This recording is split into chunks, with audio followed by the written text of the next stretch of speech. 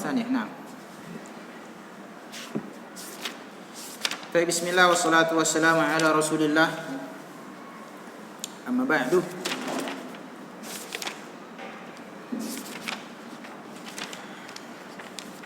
kita masuk ke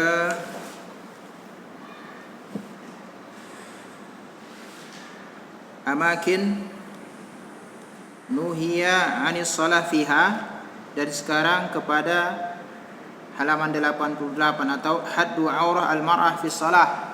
Saya enggak tahu di buku dapat ketemu haddu auratil mar'ati fi salah.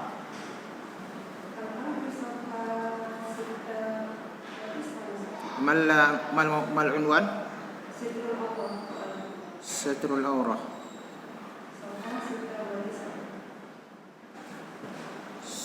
Sitrul aurah.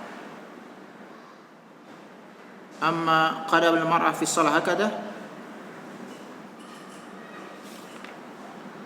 Sitrul aurah ar-rabi'. Taib. Yang keempat ar-rabi', yang keempat adalah sitrul aurah ma'al qudrah, yang berkaitan dengan syarat sah salat. Syarat sah salat, menutup aurat disertai dengan kemampuan, ya, jadi diikatkan dengan kemampuan. Liqaulihi ta'ala, ya bani Adam khudu zinatakum inda kulli masjid. Wahai anak Adam, ambillah perhiasanmu tatkala ke masjid, yakni beribadah ke masjid. Ini hadisnya ayatnya umum, ya, ayatnya umum, sehingga tidak kita tentukan bagaimana model baju tertentu, ya, dalam rangka menutup aurat di saat salat. Wal muradu bizina, yang dimaksud dengan zina di sini adalah ma yastur ala aurah, sesuatu yang menutupi aurat.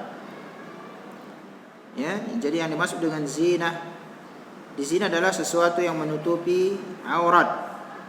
Wal masjid di sini adalah as-shalah, ya, ay usturu auratakum inda kulli salatin.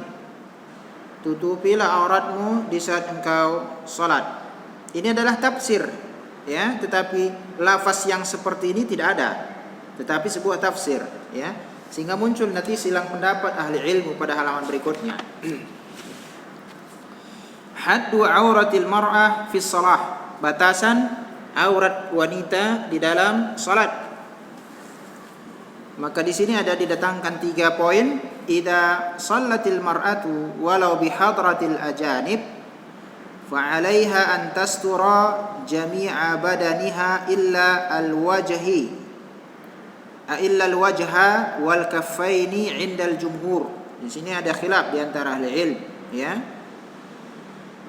Apabila seorang wanita salat meskipun di hadapan orang asing yang bukan mahramnya, wajib atas dirinya menutup seluruh badannya. Ini adalah umum, lalu diberikan taksis dengan kata illa, kecuali wajah dan 2 telapak tangan, kaffain, ya, tapak tangannya, ya. Inda al-jumhur,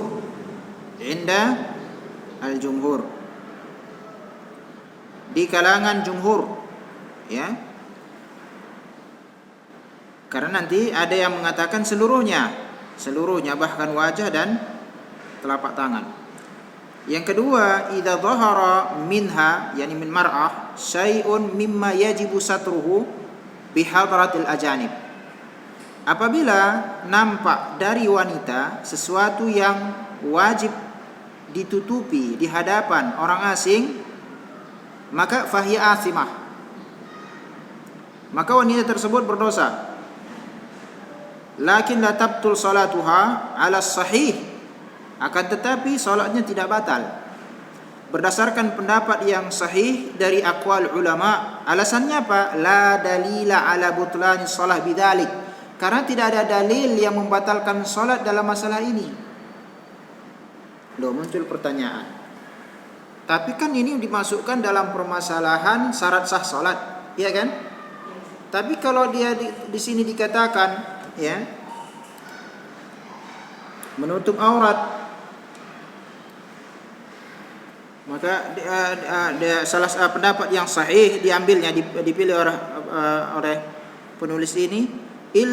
La dalil ala butlani salah bidzalik, karena tidak ada satu dalil pun yang membatalkan salat dengan yang seperti ini.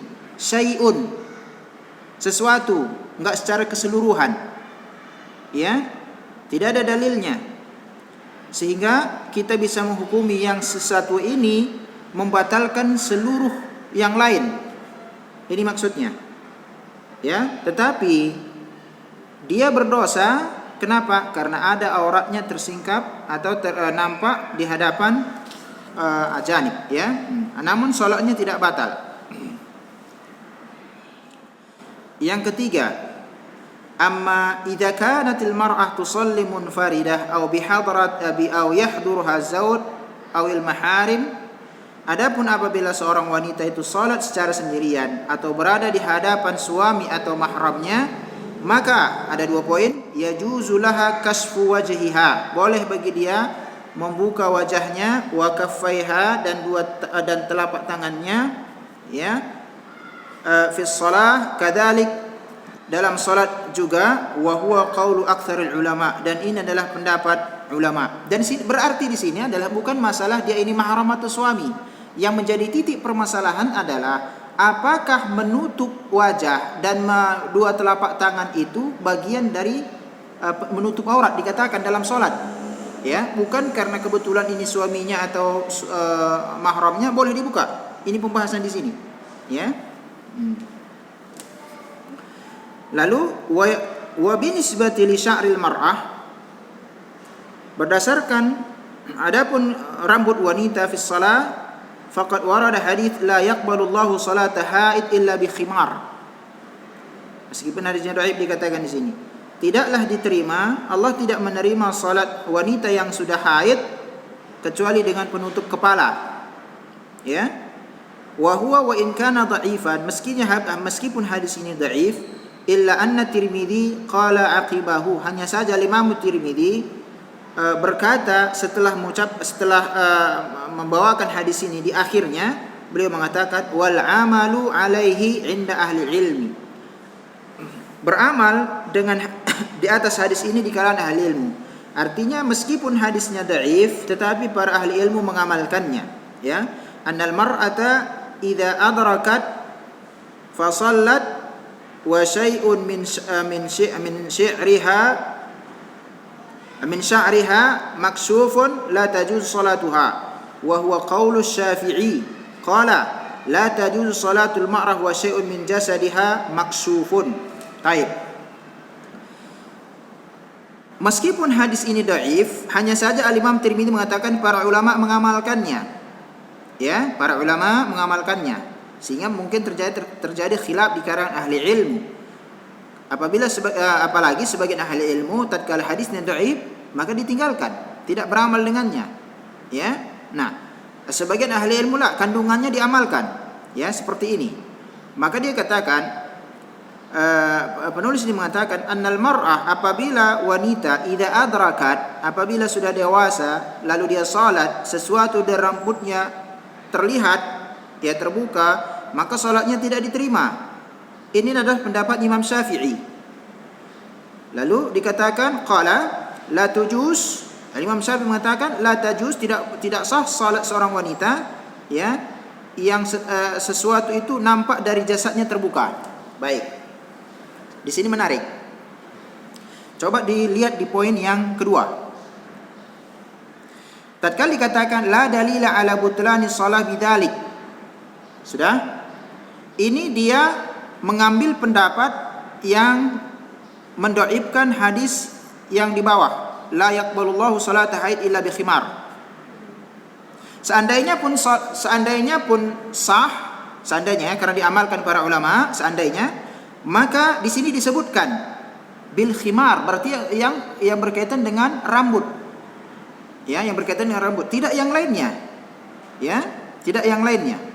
Oleh karena itu tatkala dikatakan tidak ada dalil yang membatalkannya, itu kalau tidak berkaitan dengan rambutnya.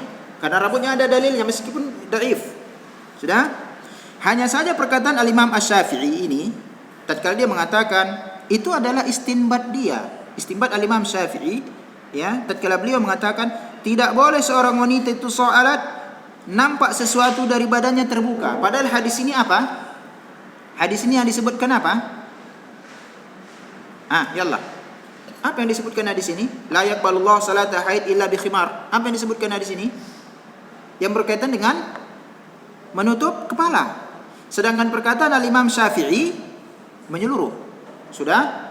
Maka Imam Asy-Syafi'i membawakan hadis ini untuk menyatakan bahwasanya apabila wanita itu auratnya terbuka maka salatnya tidak sah. Nah, ulama yang lain tidak, karena hadis ini menyebutkan dia bagian yang mana, meskipun dia dhaif, ya, meskipun dhaif. Karena ayat yang paling sahih dalam masalah ini, ya bani Adam khudhu zinatakum inda kulli masjid, kan begitu, ya. Sifatnya umum. Sifatnya umum. Baik. Lakin idan kashafa syai'un yasirun min sya'riha, apabila tersingkap sedikit ringan dari rambut wanita, wa badadiha, dan badannya, fasalatuha sahihah. Ini pendapat penulis ini, fasalatuha sahihah, yang dibawakan yang dia dianggap yang unggul.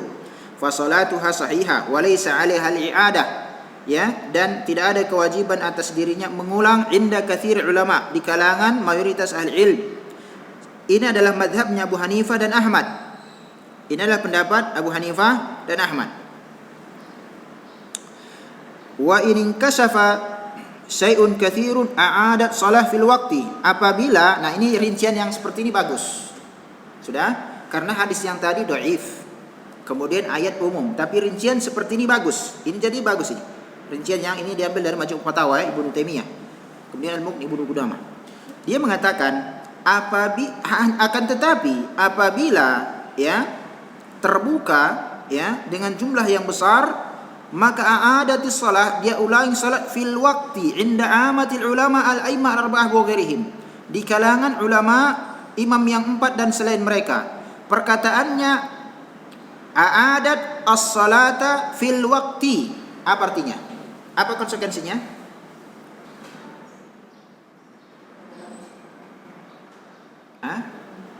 Kapan seseorang sholat di luar waktu? Karena ada uzur misalnya, tertidur atau lupa, kan gitu, atau safar, ya kan? Tatkala dia mengatakan dia mengurangi sholatnya di waktunya, konsekuensinya apa? Sholatnya tidak sah. Ulang lagi di waktu, di waktu tersebut, ya. Oleh karena itu dia mengatakan ini tafsir ini bagus. Kalau hanya sedikit saja tersingkap, ya, misalnya keluar dia pakai khimar, telekung itu khimar, bagian dari khimar, ya, harus kita bedakan mana dia jilbab, mana dia khimar. Jilbab itu pakaian terusan namanya. Khimar penutup kepala, ya. Telekung misalnya, terkadang seorang sholat keluar dari telekungnya itu rambut, kan gitu, ya. Sayun yasir, maka di sini dihukumi apa? Salatuha sahihah wa laysa 'alaiha 'adah. Akan tetapi kalau sudah maksuf, ya, seperti betisnya nampak dan lain sebagainya, maka dia ulangi salatnya. Artinya adalah salatnya tidak diterima di saat itu. Jadi di sini bedakan antara yang tersingkap sedikit dengan tersingkap dengan yang banyak. Itu bagi wanita, ya. Amma qadam fi shalah faqad warada hadis Ummu Salamah annaha sa'alat Nabi atusalli al-mar'ah fi dir'in wa khimarin wa laysa 'alaiha izar. Qala idza kanat dir'u sabighan yughatti dhuhur qadamaiha. Akan tetapi hadisnya dhaif. Telah datang keterangan dari hadis Ummu Salamah, hadisnya riwayat siapa ini? Yang ketiga tadi akhrajahu Abu Daud, yang tadi Tirmizi dan selainnya. Dia ini Majmu' Fatawa, dia ambil dari Majmu' Fatawa. Apabila bahwasanya Ummu Salamah bertanya kepada Nabi SAW, apakah seorang wanita salat dengan dir'un? Dir'un itu artinya tameng, tetapi kalau dipakaikan untuk wanita dikatakan qamisun. Apa arti qamis? Apa arti qamis? Pakaian. Pakaian. Ya, pakaian. Apabila pakaiannya ya atusalli mara fi dir'in wa khimar laisa 'alaiha izar, apakah seorang wanita itu memakai salat dengan pakaian dir'un, dengan pakaian dan khimar penutup kepala, tidak ada 'alaiha izar. Izar ini pakaian yang lapis dalam lagi. Ya, seperti sarung, ya, sarung. Sarung nutup ke bawah, yang bawah kan? Nah, nutup bawah. Maka idza kana dir'u sabighan, apabila pakaiannya wanita ini ya sabigh, menutupi badannya. Ya. Yani meliputi tubuhnya itu sehingga tertutup, ya, sehingga menutupi zuhur qadamaihi. Ya. Menutupi kedua kakinya. Maka intinya di sini dikatakan ya, apabila pakaiannya itu menutup kedua kakinya, ya. Akan tetapi hadis ini dhaif. Wa naqala Tirmidzi an Syafi'i qawluhu wa qad qila in kana dhuhur qadamaihi maksufan. Ya, apabila dhuhur qadamai terbuka, salatuha jaizah. Fasolatuha jaizah. Hanya saja ini kan masalah qil, dikatakan, ya. Maka salatnya boleh. Wa hadha madhhab Abi Hanifah kama naqala Ibnu Taimiyah fil Fatawa. Qala wa dhahaba Malik wa Ahmad ila anna al-mar'ah aurah kulluha. Ahmad dan Malik mengatakan wanita itu semuanya aurat. Bal qala Ahmad al-mar'ah tusalli wala yura minha syai'un wala dufruha. Ini yang lebih syadid lagi. Bahasanya wanita itu, ini dalam riwayat yang lain ya, bahasanya wanita itu salat dan tidak nampak sedikit pun darinya, tidak juga kukunya. Nah, ini juga membuatkan wawasan kalau kita melihat orang salat seperti ini, maka ada pendapat ahli ilmu seperti ini. Ya, ada pendapat ahli ilmu seperti ini yang memakai sarung tangan dan bahkan memakai penutup wajah, ya, untuk wajah dalam masalah salat. Yang poin keempat dari masalah aurat, yustahabbu an tusalliya al-mar'atu fi thiyab allati tastur badanaha fama kana fi ziyadah fi tasattur fa huwa afdal. Disukai seorang wanita salat, ya, dengan mengenakan pakaian yang menutup badannya. Berarti enggak berlebihan ini. Sesuatu yang menutup badan. Oleh karena itu khimar apabila mampu menutup badannya, khimar enggak kayak kita jilbab sekarang ini pendek-pendek, besar. Ya. Jika itu dari kepalanya terus sampai kaki, itu khimar namanya. Ada enggak dipakai zaman sekarang? Ada, saya lihat juga ada dipakai. Ya. Bahkan di Indonesia pun ada. Ya, artinya pakai khimarnya itu sampai nanti batas kaki bawah. Ya, ada. Nah, fama kana fihi ziyadah. Ya. Selainnya itu namanya tambahan ziyadah fi tasattur, ya, tambahan dalam menutupi aurat, maka ini lebih utama. Walidha qala Syafi'i, oleh karena Imam Syafi'i mengatakan qad ittafaqa 'amatuhum 'ala ad-dir'i wal khimar. Kesepakatan itu hanya pada dua pakaian, Karena ini sudah menutupi. Apa itu? Dir'u wal khimar. Kamis, pakaian yang sederhana, ya, yang sebelah dalam lalu ditutupi dari kepala lagi sampai bawah, itu namanya khimar. Wa mazada fa huwa khairun wa astur. Selebihnya itu lebih baik dan lebih menutupi. Wali annahu, alasan yang berikutnya, idza kana 'alaiha jilbab, apabila wanita itu memiliki jilbab. Apa arti jilbab? Itulah pakaian yang sering pada zaman sekarang ini kita katakan apa? Gamis. Gamis. Ya, itu jilbab itu. Fa innaha tujafihi raki'ah wa sajidah, akan melindunginya tatkala dia rukuk dan sujud, li'alla tasifa thiyabuha fatabayyana ajizataha wa mawadi'a auratiha, sehingga tidak tersifatilah pakaiannya itu mensifati wanita tersebut, sehingga jelaslah bagian belakangnya dan tempat-tempat auratnya. Itu guna dari jilbab. Karena khimar terkadang kan tidak mampu menutupi sifat tersebut. Hanya saja auratnya tertutup. Ya, auratnya tertutup. Ini juga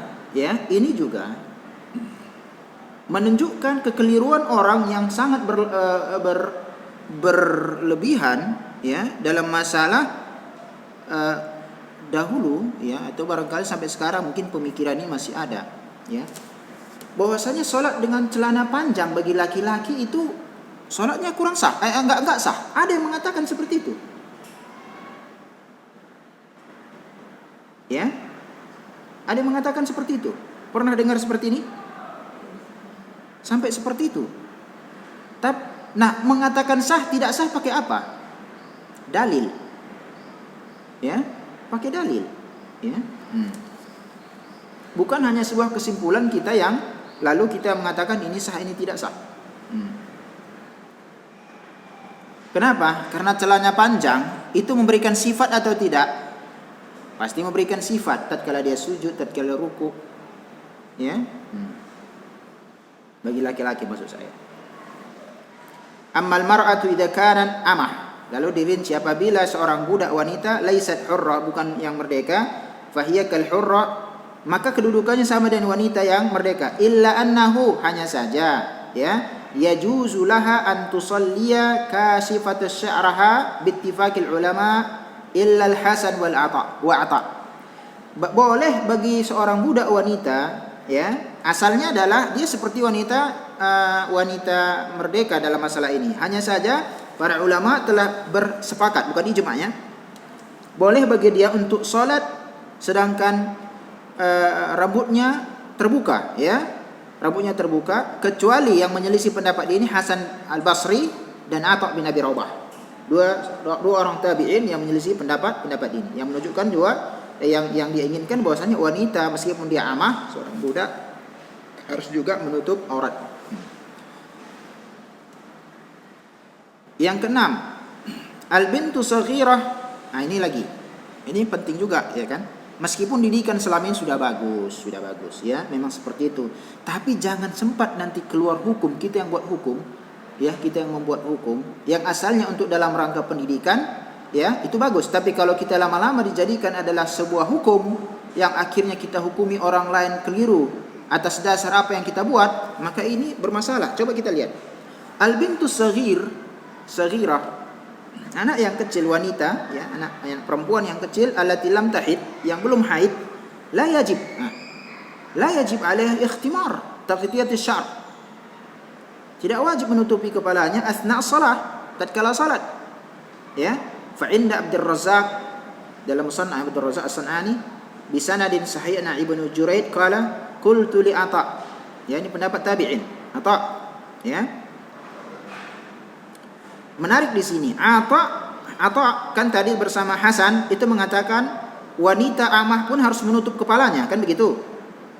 Paham enggak ini? Ya. Nah, kita lihat bagaimana pendapat Atha bagi anak wanita yang kecil yang belum haid. Al-jariyah allati lam tahid wa hiya tusalli. Al-jariyah itu untuk anak kecil. Anak kecil yang belum wanita, anak wanita yang masih kecil, ya.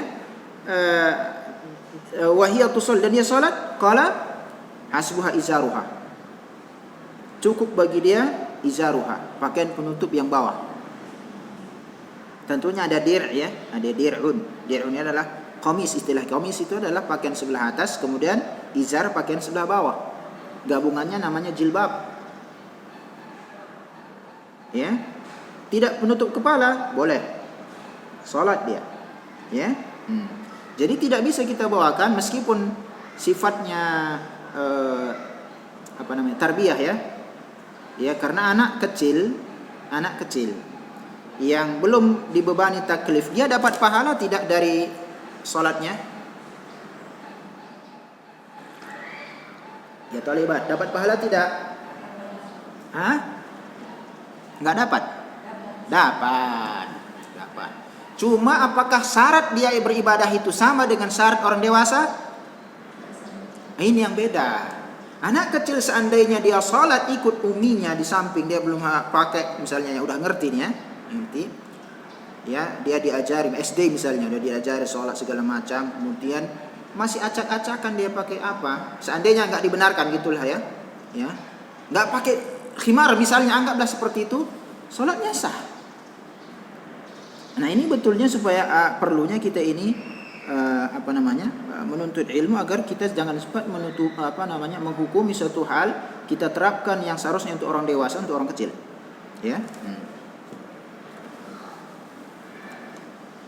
Ini adalah pendapat siapa? Atha. Yang jelas tatkala Imam Ahmad mengatakan, iyyaka an tatakallama fi mas'alatin laisa laka fiha imam. Jauhilah engkau berkata sesuatu yang engkau tidak memiliki pendahulu padanya. Tatkala kita mengatakan anak kecil sah, wanita yang tatkala dia tidak menutup kepalanya salat, siapa pendahulu kita? Ada di kalangan tabi'in Atha bin Abi Rabah, ya. Fakihnya kota Makkah. Kemudian yang kelima, syarat sah, istiqbalul qiblah ma'al qudrah, menghadap kiblah disertai dengan kemampuan. Qauluhu ta'ala, fawalli wajhaka syatral masjidil haram, arahkanlah wajahmu ya ke Masjidil Haram, wa haitsuma kuntum fawallu wajhukum syatrah, di mana saja kalian berada arahkanlah wajah kalian ke arah Masjidil Haram tersebut. Al-Baqarah 144. Ini dalil yang pertama dari ayat. Kemudian dari hadis, walil musii'is salah. Ya, orang yang salatnya belum benar, yang Rasulullah senantiasa betulkan itu sampai dia mengatakan, ini yang aku bisa ya Rasulullah, ajarilah aku, ya. Di sini dikatakan idza qumta ila salati, apabila engkau melaksanakan salat, fa asbiril wudu, sempurnakan wudu'mu, tsumma istaqbalil qiblah. Kemudian menghadaplah ke kiblat. Tsumma istaqbilil qiblah. Itu kan fi'il amr. Apa arti konsekuensi fi'il amr? Wajib. Lalu ada permasalahan di poin berikutnya, man taharratil qiblah. Siapa saja yang sudah berusaha mencari arah kiblat, fa akhta'at. Lalu wanita tersebut keliru dalam penentuan kiblat, wa sallat ilal jihah allati dhannatha. Lalu dia salat kepada kiblat yang dia kira itu memang kiblat. Tsumma tabayyana laha khata'uha. Lalu jelas bagi dia di kemudian hari atau beberapa saat kemudian kekeliruannya, fala i'adata 'alaiha, maka dia tidak mengulangi lagi salatnya. Dalil an Amir bin Rabi'ah qala kunna ma'an Nabi sallallahu alaihi wasallam fi safarin fi lailatin mudlimatin falam nadri aina al-qiblah fa shalla kullu rajulin minna ala hiyalihi falamma asbahna dzakarna dzalika li Rasulillah sallallahu alaihi wasallam fa nazala fa aina ma tuwallu fa thamma wajhullah. Dari Amir bin Rabi'ah, dia mengatakan, dahulu kami bersama Rasulullah SAW dalam sebuah perjalanan. Di suatu malam yang gelap, kami tidak mengetahui di mana arah kiblat. Maka setiap dari kami itu salat sesuai dengan dugaannya. Maka tatkala di pagi hari, ya, dia melihat di pagi hari kan sudah tahu di mana arah kiblat. Nah, disebutkan kepada Rasulullah hal itu, maka turunlah ayat fa aina ma tuwallu fa thamma wajhullah. Dan tidak diperintahkan mereka untuk mengulangi salatnya. Kalau seandainya kekeliruan mereka menentukan arah kiblat itu membatalkan salat, niscaya akan ada keterangan untuk mengulangi salat yang mereka lakukan tadi malam.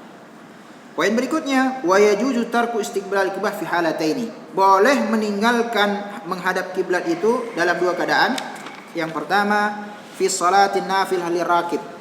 Dalam salat yang sunnah bagi orang yang berkendaraan. Itu yang pertama ini. Ya. Fayajuz idza kanat rakibah idza kunti rakibah sayyara aw nahwiha an tusalli an-nafilah wa la yalzamki istiqbal al-qiblah. Boleh bagimu apabila engkau mengendarai mobil atau selainnya salat sunnah dan tidak mengharuskanmu untuk menghadap kiblat. Dari Ibnu Umar qala kana Nabi sallallahu alaihi wasallam yusabbih yusalli ala rahilatihi qibala ay wajhin tawajjah. Rasulullah sallallahu alaihi wasallam itu yusabbih ya yani salat ya salat di atas tunggangannya menghadap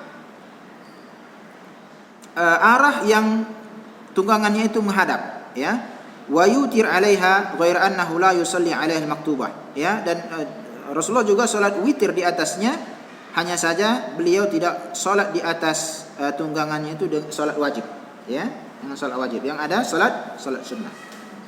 Wa takunu salatu ima'al bira's bihaitsu yakunu sujud akhfat min ar-ruku'. Maka keadaan salat di atas kendaraan itu ya dengan menunduk ya dengan kepala, di mana sujud harus lebih rendah dari ruku'. Ya, dengan menundukkan kepala, sujud itu harus lebih rendah dari ruku'. Ini yang keadaan yang pertama. Keadaan yang kedua ya, yang kita tidak mesti menghadap kiblat fi syiddatil khaufi, di saat kerasnya ketakutan ya, liqaulih ta'ala fa in khiftum farijalan aw rukbana, apabila engkau takut maka salatlah dalam keadaan berjalan atau di atas kaki ya berjalan atau di atas kendaraan. Berkata Ibnu Umar mustaqbilil qiblah wa ghairi mustaqbiliha, meskipun ya dia engkau kalian menghadap kiblat ataupun tidak ya, bisa jadi tatkala takut itu pas menghadap kiblat, bisa jadi enggak. Qala Nafi' ya, qala Nafi' maula Ibnu Umar, la ara Ibnu Umar, aku tidak mengetahui ya dari Ibnu Umar dzakara dzalik, dia menyebutkan pendapat ini ya, tafsir dari ayat ini, illa anin nabi, kecuali kalau mereka atau dia mendapatkan keterangan dari Nabi yang mulia alaihi salatu wasalam ya. Ini juga menunjukkan dalilnya manhaj salaf dalam memahami Al-Qur'an ya, dalam memahami Al-Qur'an.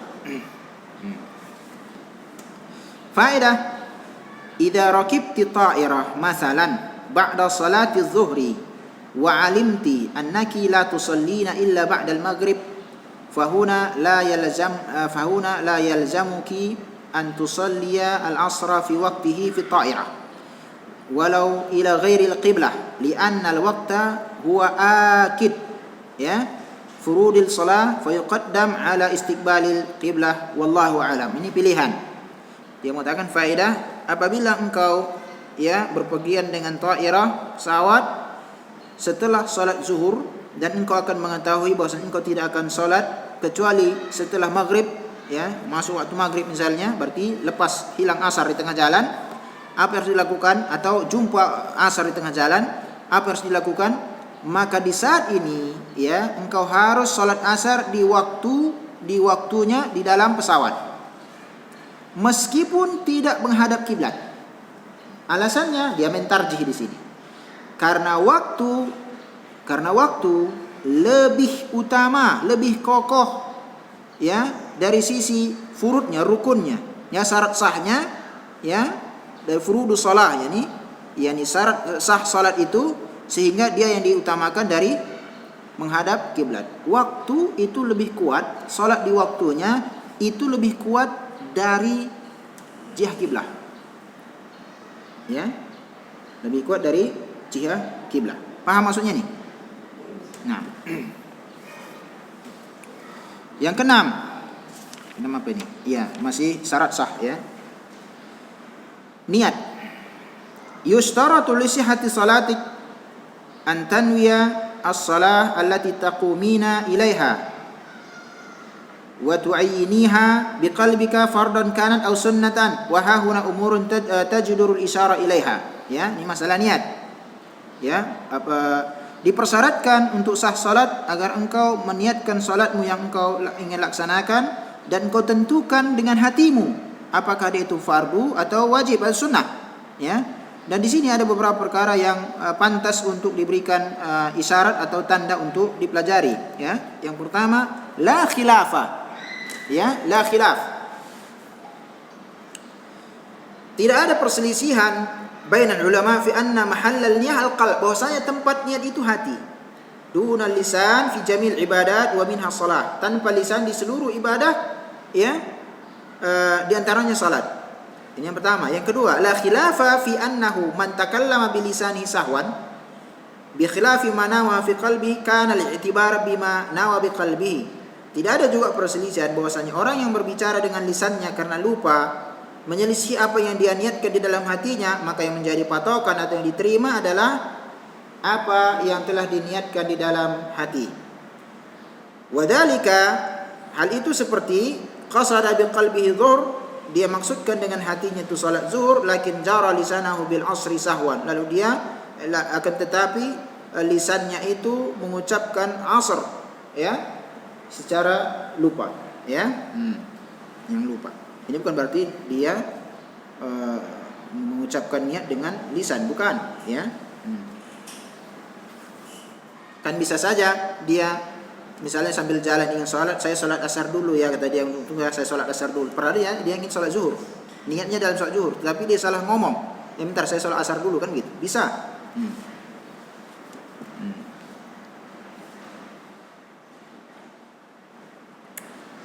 Yang ketiga, wala khilaf aidun an annal jahra bin niyah fi shalah min al bid'ah sayah. Tidak ada juga perselisihan. Ini bukan masalah khilaf di sini.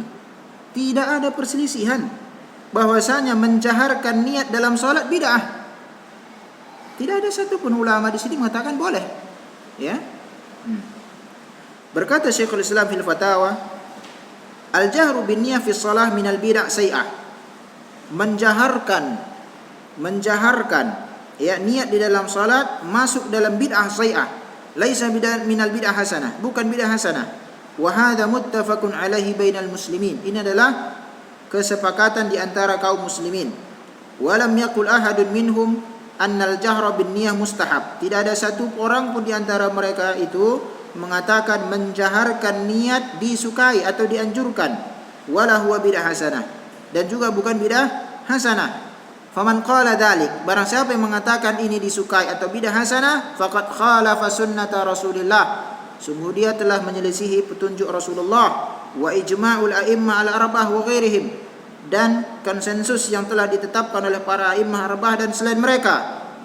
Wa qailun hadza, orang yang berpendapat seperti ini, menjaharkan niat itu boleh, enggak ada masalah, bid'ah hasanah dan seterusnya, yustatab, diminta taubat. Wa in taba wa illa uqiba, apabila dia taubat selesai masalah, kalau tidak dia dihukum sesuai dengan apa yang dia hak, sesuai dengan kesalahan tersebut, ya. Karena ini bukan kesalahan yang wajibkan dia dibunuh, yang enggak dibunuh juga, kan gitu. Poin yang keempat. Azan. Hujan. Poin yang keempat dari masalah niat. Iya. Wa kadzalika talaffuz bin niyyah fi nafsika sirran bid'ah muharramah. Ini juga penting. Melafazkan niat dalam dirimu secara sir, rahasia, juga bid'ah. Misalnya dalam hatinya, enggak ada yang tahu kanan kirinya. Tidak dengan gerakan mulut. Dalam hati saja dia berniat, ya. Hanya Allah kemudian dirinya yang tahu, itu juga bid'ah. Kenapa? Karena enggak ada keterangannya. Kalau seandainya seperti ini salat, sebelum salat akan ada keterangan dari Rasulullah, ya. Lianna Nabi sallallahu alaihi wasallam lam yunqal anhu, karena Nabi sallallahu tidak dinukilkan dari beliau, wala an ahadin minas sahabah, tidak juga dari salah seorang dari kalangan sahabat beliau, annahu tulfaz. Nah, bahwasanya niat itu dilafazkan qabla takbir, ya. Dilafazkan sebelum takbir bilafdhin niyah, dengan lafaz niat, la sirran wala jahran, tidak secara tersembunyi ataupun jelas-jelas nampak. Wala qala, dan juga tidak diucapkan usolli lillahi salatan kadza mustaqbilal qiblah arba'a raka'atin imaman aw ma'muman sebagaimana buku-buku yang berada di negeri kita ini. Wala qala adaan wala qada wala syai'an min hadza fa hadza kulluhu minal bid'ah. Ya. Yang kelima ya taliban. Al aslu, ya ini kaidah ini kalau dikatakan al aslu, ya. Al aslu itu adalah sebuah kaidah. Antakuna an-niyah muqarinah litakbir qablahu mubasyarah. Niat itu ya berhubungan ya dengan takbir itu sebelumnya secara langsung. Kita mau takbir, disitulah diniatkan. Kita mau salat apa ini? Ya, sebelum ini kita mau mengatakan mau salat, mengucapkan Allahu Akbar, disitulah niat kita ini mau salat apa di situ. Ya. Amma niyah idza hadarat fil qalbi ma'a takbiratil ihram fa innahu la tajzi. Adapun niat apabila muncul datang di dalam hati setelah takbiratul ihram, maka ya takbiratul ihram maka itu tidak cukup, berarti salatnya ulang. Dia Allahu Akbar, lalu dia berpikir saya salat apa? Ulang itu, ulang. Ya. Bukan artinya pas niat itu dia niatkan salat ini aja lah. Oh enggak, ulang lagi. Baik.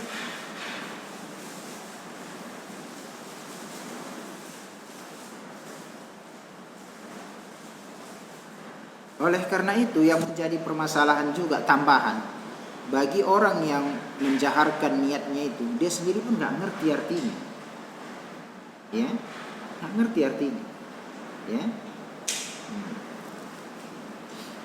Yang keenam, la yajib, seandainya pun dia ngerti artinya tetap tidak boleh, ya.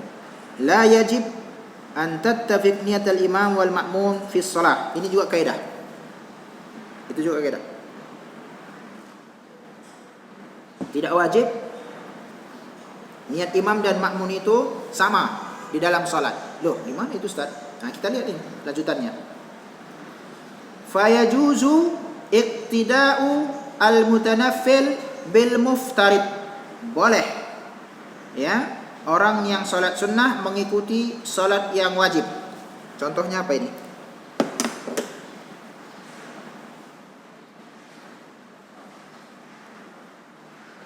Ada yang tahu? Yang umum kan salat maghrib, semua salat maghrib kan begitu. Isya, semua salat isya, ya sama niatnya, semua salat isya situ. Mana contoh seorang yang salatnya di situ dia salat sunnah, ya, tetapi dia bermakmum atau berimam kepada orang yang sedang salat wajib. Contohnya apa? Niatnya kan sudah beda kan? Ini niatnya sunnah, dia akan mendapatkan pahala sunnah, sedangkan imamnya dapat pahala wajib. Contohnya apa? Saya mau sholat zuhur, pergi ke masjid, azan, tunggu tak ada orang, qomat, lihat juga belakang, tak ada orang. Umumnya di negeri kita ini gitu itu, ya. Banyak seperti itu. Apalagi kalau di kampung-kampung. Salat, salam. Selesai enggak salat saya? Selesai lah ya. Sah enggak salat sendirian? Sah lah, masa enggak sah? Pulang saya ternyata melewati masjid yang lain lagi salat fardu, salat zuhur. Wah, jamaah nih salat lagi lah. Boleh? Boleh enggak? Boleh. Tapi kan saya sholat wajib sudah. Sholat apa namanya jadinya ini? Sholat sunnah. Ya, sholat sunnah. Nah ini berarti saya sekarang berimam atau berada imam saya itu sholatnya sholat wajib, sedangkan saya meskipun namanya masih sholat zuhur misalnya, waktu saya ketemu masih sholat zuhur juga, tapi di saat itu sholat saya itu dihukumi sholat sunnah. Kenapa? Karena sholat wajibnya telah saya laksanakan. Pahalanya insya Allah dapat pahala jamaah. Kenapa? kita tunggu. Ke masjid kan untuk sholat jamaah, bukan pula untuk sholat sendirian kita datang ke masjid. Nggak ada orang. Niat kita dapatkan. Ya, itu contoh yang ini. Dan ada hadisnya, sebagaimana seorang Rasulullah itu mengatakan, tatkala ada datang ingin sholat, maka Rasul mengatakan, adakah ingin bersedekah kepada orang ini? Artinya semua sudah sholat, ini datang orang belakangan, dia sholat sendirian, maka Rasul mengatakan, adakah yang mau bersedekah untuk orang ini? Ya, artinya adalah jika seorang di antara sahabat itu sholat menemani yang sholat wajib ini, seseorang sholat wajib itu, tentu sahabat yang sudah sholat sifatnya sholat sunnah, ya, sifatnya sholat sunnah. Dan mungkin insyaallah nanti akan ada keterangan di babnya, ya. Ini hanya sekedar penjelasan ringan. Wal muftarid bil mutanaffil. Ini banyaklah contoh, ya. Yang jelas wajib kepada orang yang berimam sholat sunnah. Contoh, saya mau sholat zuhur, misalnya, ya, udah terlambat, ya, terlambat 2:30, kita anggaplah seperti itu. Saya datang ke masjid, ada orang sholat tahiyatul masjid, lalu saya berimam kepadanya, boleh? Boleh, boleh, ya. Wal muftarid bil muftarid, contohnya apa?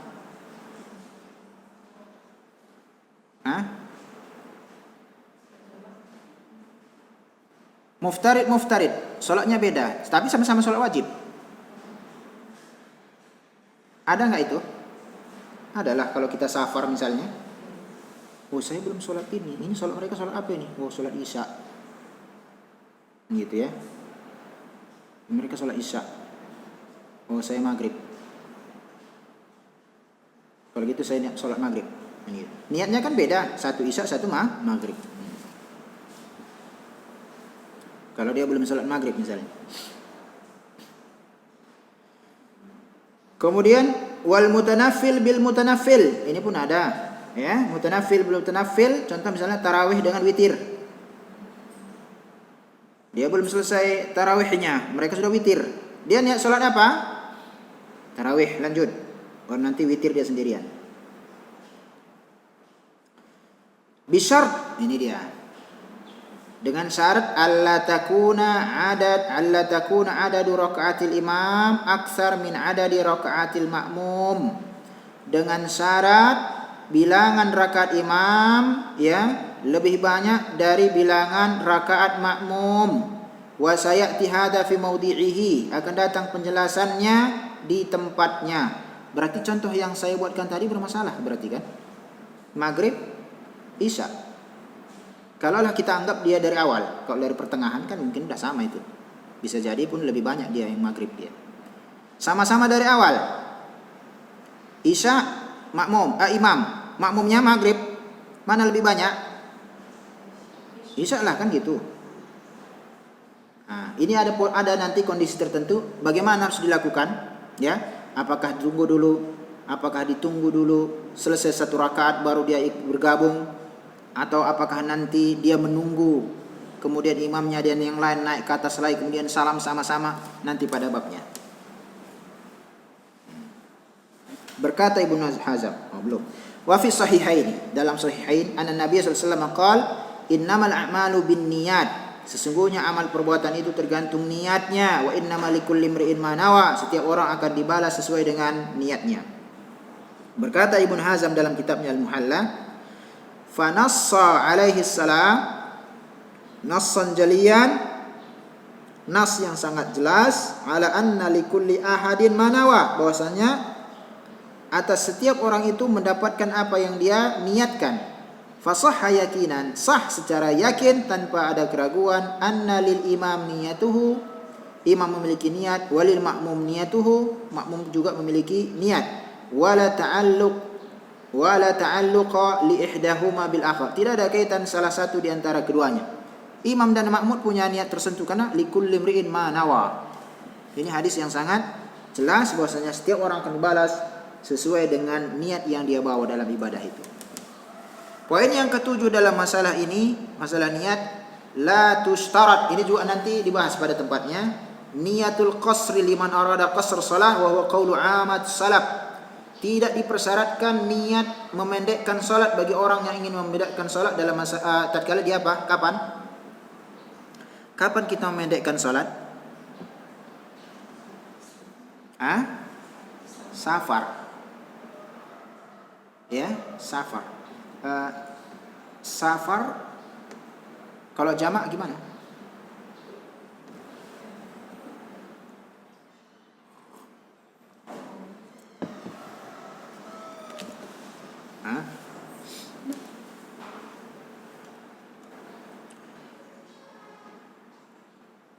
Qasar itu hanya berkaitan dengan adapun jamak umum. Ya, bisa jadi hujan kita jamak salat. Maghrib hujan, jamak dengan isya langsung. Itu sunnahnya di tempat yang telah mengetahuinya. Kalau tidak, kita dianggap sesat, nanti menyimpang. Ya, seperti tempat kita ini kita jamak pernah. Nah, qasar ya, dia itu tidak menjadi syarat.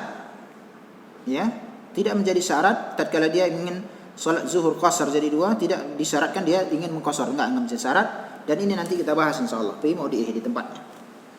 Baik. Itu yang berkaitan dengan syarat sah salat. Sekarang dia ingin lebih panjang ini. Oke. Karena saya ingin pekan depan kita ambil arkanus shalah. Oke, saya baca secara bagaimana engkau salat seperti salat Rasulullah? Karena kita tidak beribadah kecuali kepada Allah, dan kita tidak beribadah kepada Allah kecuali sesuai dengan tuntunan Rasulullah. Dia di sini katakan sallu kama raaitumuni usalli. Salatlah sebagaimana kalian melihat aku salat. Ya, kita tidak melihat Rasulullah. Dari mana kita melihatnya? Dari hadis-hadis yang sahih. Yang pertama, istaqbili al-Ka'bah qa'imah qaribah min sutrah. Ya, hadaplah Ka'bah dekat dengan sutrah. Ya, ada sutrah itu, ada catatan di bawah, ma yudha amama nusalli yamna murur amama wa yakuffu basarahu amma wara'ahu. Ya. Sesuatu yang diletakkan di depan orang yang salat untuk mencegah orang yang lewat darinya di hadapannya, wa yakuffu basarahu, dan kemudian pandangannya juga terhalang dari apa yang berada di belakang sutrah itu. Apa yang di belakang sutrah? Yang hadapan sutrah yang berhadapan ke kita, belakang sutrah yang juga di hadapan kita memang, tetapi belakangnya sutrah gitu. Paham enggak ini? Ya. Baik. Sutrah hukumnya apa? Ada yang mengatakan wajib, ada yang mengatakan sunnah. Ya, tekan sunnah. Baik. Bagaimana kalau orang, nanti ada pembahasannya. Saya nggak tahu dibahas nggak, tapi paling tidak kita ungkit dulu. Bagaimana kalau orang, kita kan tidak boleh melewat di hadapan orang yang sholat tanpa sutra, kan begitu? Taib. Bagaimana cara kita melewatinya? Apakah kita ambil sutrah letakkan di hadapannya? Bisa jadi yang pertama. Yang kedua, yang dilarang itu sebetulnya adalah di hadapan dia yang memungkinkan dia untuk menolak kita, mencegah kita, hanya itu. Itu dilarang kita di hadapannya, itu maksudnya adalah kita lewat di hadapannya langsung yang mungkin pergerakan tangannya sampai kepada kita. Berarti sebatas dia sujud. Berarti kita perkirakan bagi orang yang misalnya sholat tanpa pakai sutra, sudah kita perkirakan ini sujudnya, kalau ini paling 3 keramik ini lagi, gitu. Berarti di keramik keempat boleh kita lewat di situ. Makanya terkadang saya melihat sebagian ikhwah ya, walhamdulillah semangatnya bagus dalam menjaga tidak ingin lewat, tetapi ini perlu juga dijelaskan lebih lanjut ya. Coba bayangkan kalau ada orang sholat di hadapan pintunya cuma itu jalan keluar, nunggu dia atau mutar dia. Padahal kalau dia mengerti bahwasanya yang tidak boleh itu lewat di hadapan itu apabila sebatas dia sujud, amat selesai sudah. Ya, begitu juga jangan nanti misalnya ada asatizah misalnya, terkadang kan saya begitu saya lihat lewat di hadapan orang, melihat Ustaz ini Ustaz ngerti tapi kok lewat di hadapan orang sholat. Ini juga perlu edukasi itu. Yang tidak boleh itu tatkala dia memakai sutrah, tidak memakai sutrah, kita perkirakan dia sujud sampai mana. Sampai batas itulah kita nggak boleh lewat di hadapannya. Selebihnya boleh.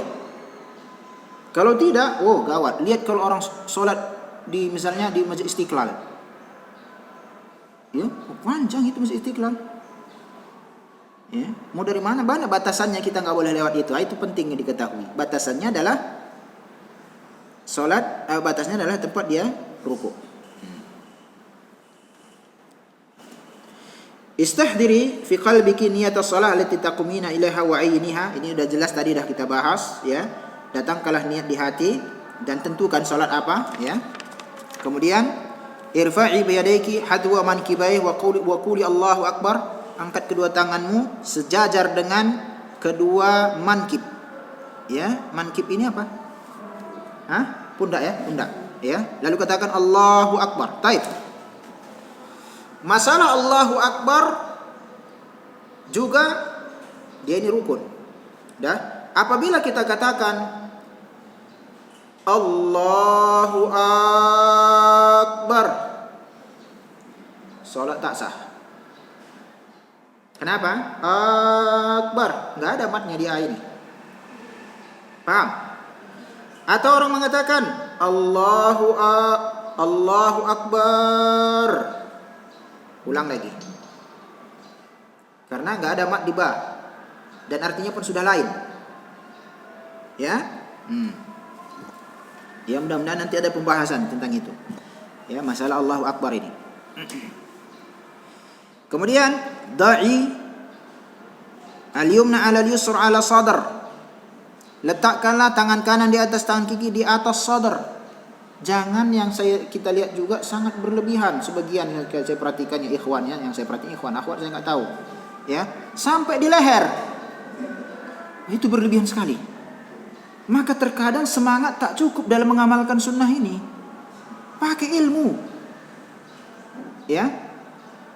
Sadr, dada, dekat di hati jantung itu, ya, bukan sampai udah di atas dada namanya, mendekati leher, ya.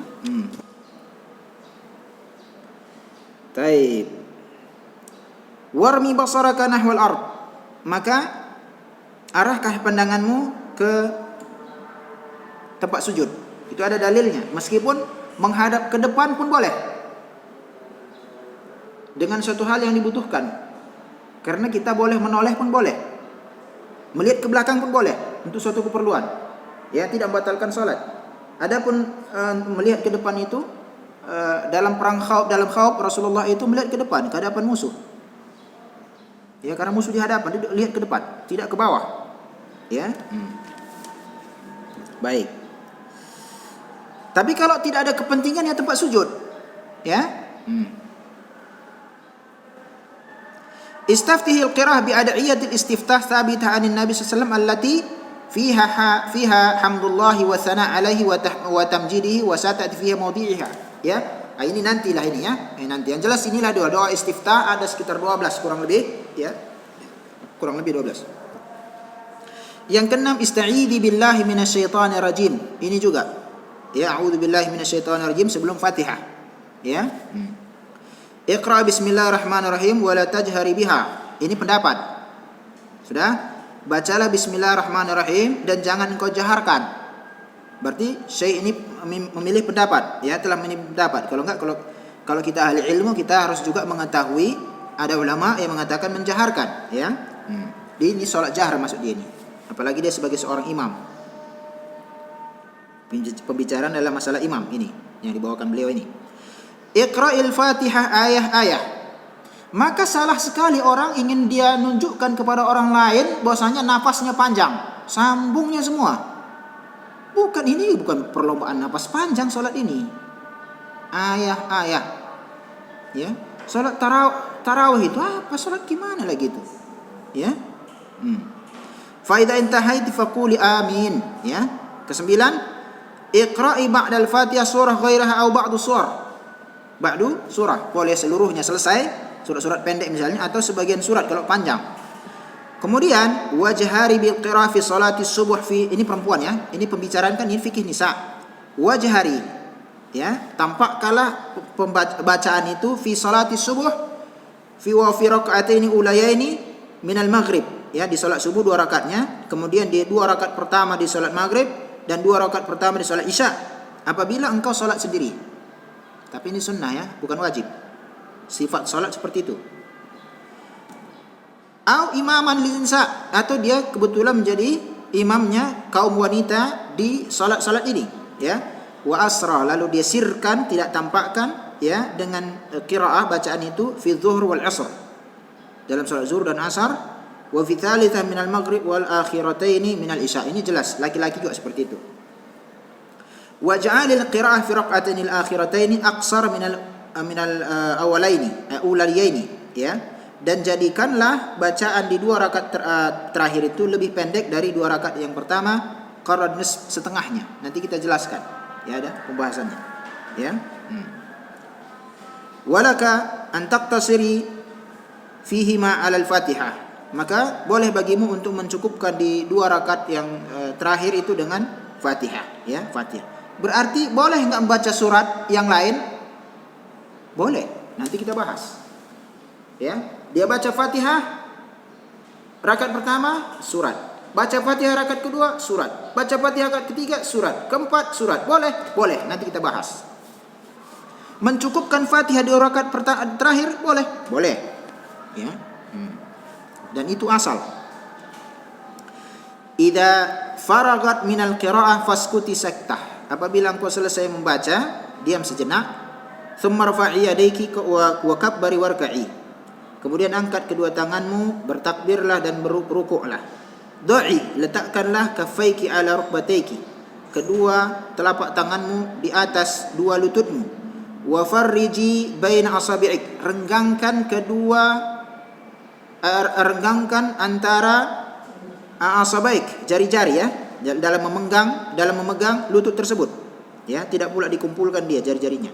Wa makkini yadaiki min rukbataiki, kokohkanlah tanganmu di kedua lututmu, qabidatan alaihima, memegang keduanya, direnggangkan jarinya lalu pegang. Wajafi mirfaqaiki an janbaiki, lalu renggangkan kedua sikumu dari kedua sisimu. Jadi enggak pula dijepit sebagaimana pendapat sebagian Syafi'iyah. Dulu kalau kita di MTS diajari itu, ya, perempuan itu beda sholatnya dengan laki-laki. Waktu sujud dan ruku dia dijepit, ya. Kenapa dijepit? Mohon maaf, karena wanita memiliki aurat di kedua dadanya, ya, dia harus dijepit. Alasan apa? Nanti kalau bergerak 3 kali batal sholat. Itu sebagian mazhab Syafi'iyah, bukan Syafi'iyah. Aneh-aneh, ya. Enggak sama, renggangkan dia, begitu. Siapa bilang bergerak 3 kali batal sholat?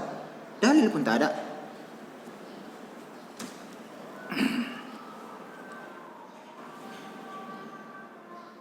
Taib.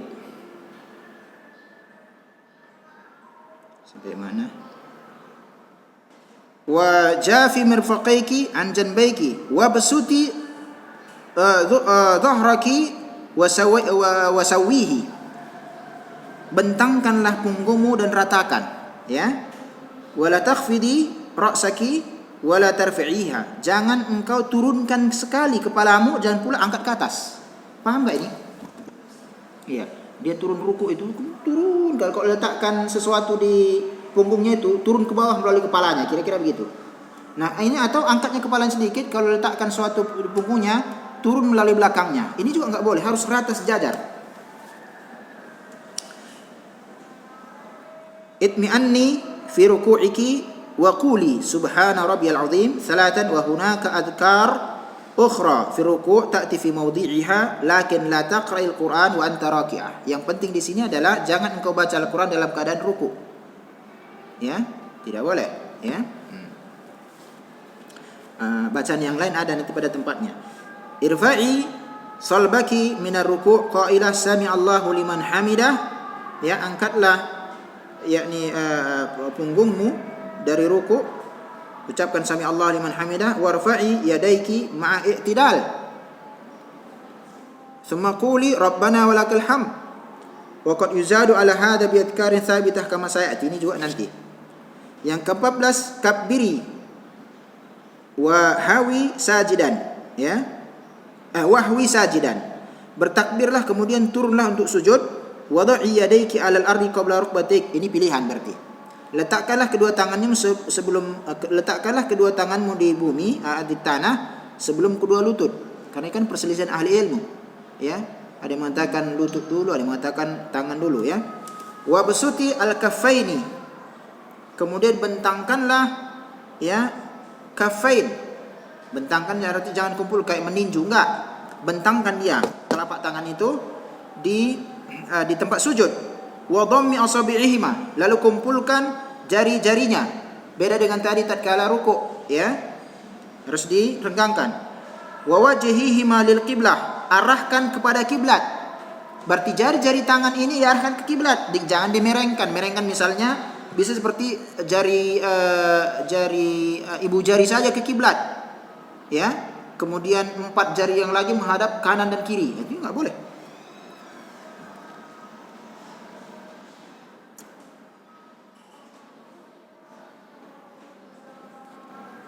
Iya. Mana? Waj'alihima hadwa mankibai aw udunak. Baik, batasannya setara dengan pundak ataupun telinga. Wa makkini anfaki wajibhataki minal ard. Kokohkanlah hidung dan wajabhah. Apa namanya ini? Jabhah ini dahi, ya, dahi di bumi, ya. Di tempat sujud maksudnya. Wansibi qadamaik, tegakkanlah kedua kakimu, ya. Di kaki belakang itu tegakkan dia, ya. Fasjudi ala atrafil qadamain, sujudlah di atas ujung-ujung kedua kaki, ini kukunya. Jari, ya. Mustaqbilah qiblah bi atrafil asabi. Kemudian mustaqbilal qiblah bi atrafil asabi. Hadapkanlah, ya, menghadap kiblatlah dengan ujung-ujung jari kaki. Jadi enggak pula ditancapkan jari kakinya itu ke tempat sujud. Atau nanti ada akan pembicaraan bagaimana kalau diangkatnya kedua kakinya yang di belakang, lututnya saja yang menahan. Ada juga seperti itu. Atau satu saja diletakkannya di bawah, satu lagi diletakkannya di atas kaki yang lain. Model-model normal seperti itu. Terkadang enggak ketidaktahuannya.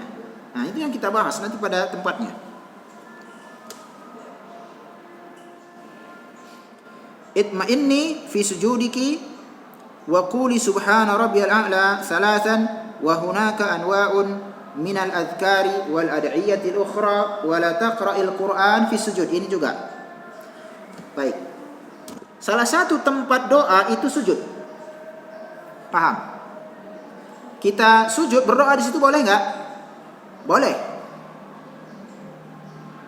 Bagaimana kalau doa kita Rabbana atina fid dunya hasanah wa fil akhirati hasanah wa qina adzabannar?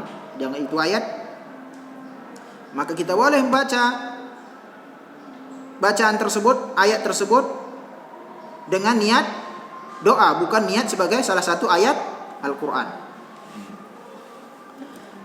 Wajtahidi wa aktsari du'a fi sujud. Ini dia. Bersungguh-sungguh dan perbanyaklah doa dalam sujud, karena di saat itulah hamba dekat dengan Rabb-nya. Berdoa. Jadi berdoa dalam salat bukan setelah salam. Salah. Berdoa di dalam salat itu di antaranya di sujud dan sebelum salam. Ya? Iya, setiap sujud. Enggak, itu bid'ah. Menentukan satu sujud saja, terakhir lama sekali. Sujud itu sama semuanya, enggak boleh satu panjang, satu pendek. Ya, kalau mau berdoa. Ya, berdoa apa saja. Jadi ada kesalahan juga. Ada orang mengatakan kalau sholat jamaah Anda jadi imam, jangan baca doa. Kenapa? Di saat itu Anda jadi imam, sedangkan Anda berdoa untuk diri Anda sendiri. Ini fatwa yang bagaimana ini? Ya, boleh berdoa, mau jadi imam, berdoa dia waktu sujud itu. Ya,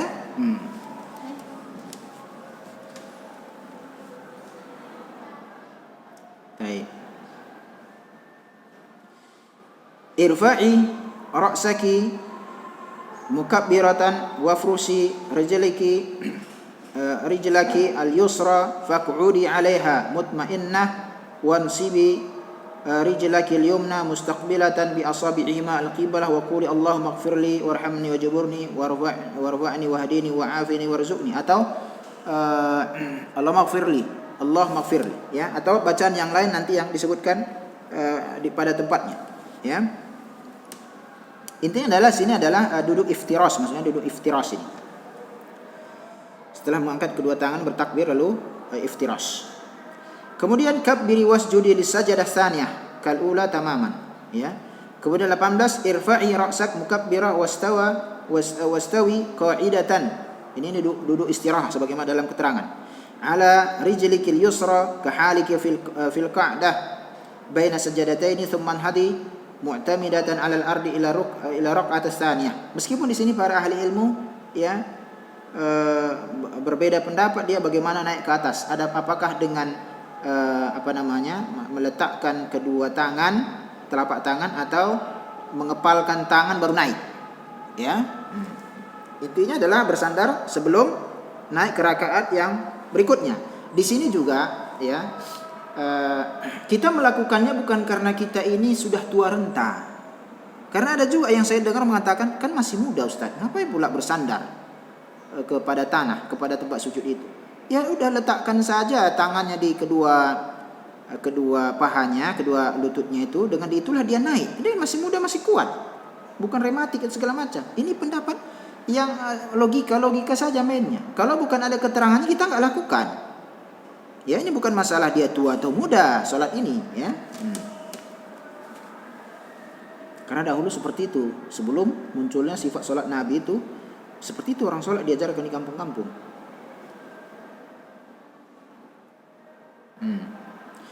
Isna'i fi raq'ati tsaniyah kama fil ula tamaman illa annaki taj'alinaha aqsar minal ula, ya, lebih pendek dari yang pertama. Ba'da faraghiki min raq'ati tsaniyah ijlisi li tashahhud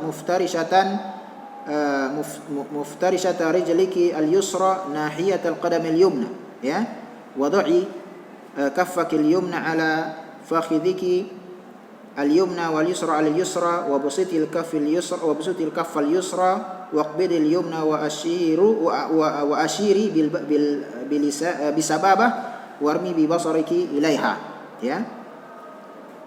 Setelah engkau selesai pada rakaat yang kedua, ini berarti yang ketiga, ya, yang kalau maghrib, tasyahud muftarisat wa rijlikal yusra nahiyah qadam al-yumna wada'i yakni dua rakaat, ya, yang subuh misalnya, wada'i kaffikal yumna, letakkan tangan yakni telapak tangan yang kanan di atas paha yang kanan, kiri dan kiri, gitu. Kemudian bentangkanlah tanganmu yang kiri dan kumpulkan yang kanan dan isyaratkanlah dengan sababah, jari telunjuk. Lalu lemparkanlah pandanganmu kepada jari telunjuk tersebut. Tasyahud ini maksudnya, dilihat, ya, kepada jarinya. Nah, kita lihat dalilnya. Iqra'i tahiyyata fi tasyahud wa shalli 'ala nabi thumma du'i bima syi'ti min ad-du'a idza kunti fi tasyahud al-akhir. Ini maksudnya tadi. Di sini juga tempat doa yang berikutnya sebelum salam, ya. Thumma qumi ila baqi shalah fasna'i kama taqaddam. Ini kalau dia masuk ke rakaat yang ketiga atau keempat. Kemudian sallimi an yaminik, assalamualaikum warahmatullahi wa an yasarik kadzalik, dan juga nanti ada beberapa bacaan-bacaan salam yang lainnya. Kemudian yustahabbu ba'da shalah an tutili dzikra bil adhkaril warida sahiha wa tukthiri ad-du'a rajal ijabah lakin la tarfa'i yadaik. Ini dia. Boleh berdoa tetapi jangan angkat tangan. Kenapa? Tak ada keterangannya. Ya. Misalnya kita berzikir, semua udah berzikir, kita berdoa sendirian. Ya. Berdoa tanpa mengangkat tangan. Karena mengangkat tangan di saat itu adalah tidak ada keterangannya dari Nabi kita yang mulia alaihi salatu wasalam. Tapi harus dibedakan antara tatkala ada orang melakukannya sesekali dengan dirutinkan. Kalau sesekali katakan khilafus sunnah, kalau dirutinkan jadi bid'ah. Paham? Oleh karena itu bahasa ulama harus kita pahami, ya. Tatkala dia mengatakan hada khilafus sunnah. Loh, kenapa dia enggak katakan bid'ah? Bukankah khilafus sunnah berarti nggak ada tuntunannya dari sunnah? Tatkala dikatakan khilafus sunnah itu menunjukkan dilakukan sesekali. Tetapi tatkala dikatakan hada bid'ah berarti rutinitas. Paham? Harus dibedakan dua bahasa ini.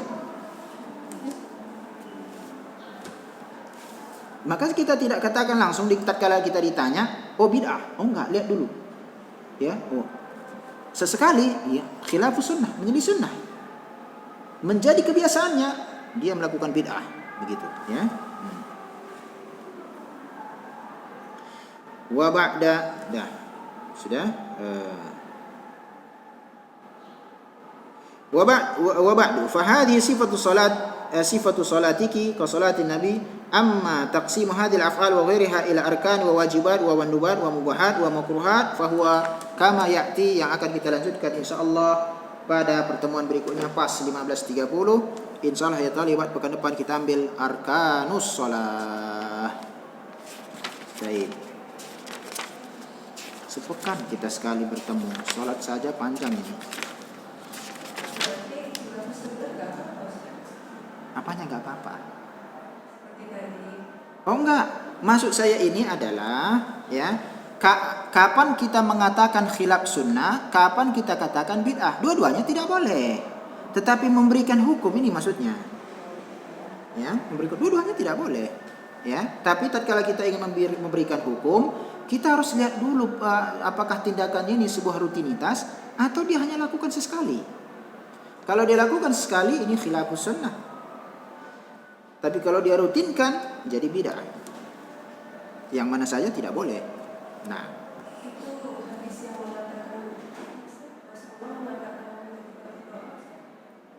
gimana? Yang mana?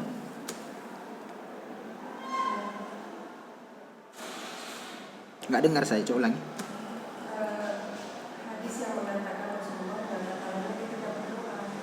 Mengangkat tangannya, itu hadisnya mutawatir malah. Iya, hadisnya mutawatir. Sebagaimana kita pelajari di mustalah hadis hari itu. Cuma kita mengangkat tangan di saat Rasulullah mengangkat tangan, dan kita tidak mengangkat tangan di saat Rasulullah tidak mengangkat tangan. Contoh, mengangkat tangan ya di tempat-tempat yang memang dianjurkan mengangkat tangan. Ini asal. Berdoa mengangkat tangan itu asal, paham? Tetapi tatkala Rasulullah dalam beribadah tidak mengangkat tangan di situ, maka kita tidak mengangkat tangan. Ya, contoh di mana ini misalnya? Salat di dalam salat fardu. Tidak ada Rasulullah itu mengangkat tangan. Maka kita tidak mengangkat tangan. Yang kedua, salat Jumat bagi laki-laki. Ada enggak doa pada khutbah kedua? Ada, khutbah kedua berdoa, tetapi tidak mengangkat tangan, hanya mengisyaratkan dengan jari. Dan makmum tidak diperintahkan untuk mengangkat tangan. Ya, di saat itu tidak boleh mengangkat tangan. Karena berdoa bisa dengan isyarat jari, ya bisa dengan berdoa, bisa dengan mengangkat tangan. Ya, kapan mengangkat tangan? Disyariatkan. Contoh berdoa dalam salat istisqa. Rasulullah kan mengangkat tangan. Maka siapa aja salat istisqa dia angkat tangannya. Apabila dia berdoa di situ tidak mengangkat tangan, maka dia menyelisih sunnah. Paham? Paham atau masih samar-samar ini? Masih samar? Oh, paham, alhamdulillah. Taib. Sudah azan. Wassallallahu wasallam ala nabiyina Muhammad wallahu a'lam. Assalamualaikum warahmatullahi wabarakatuh.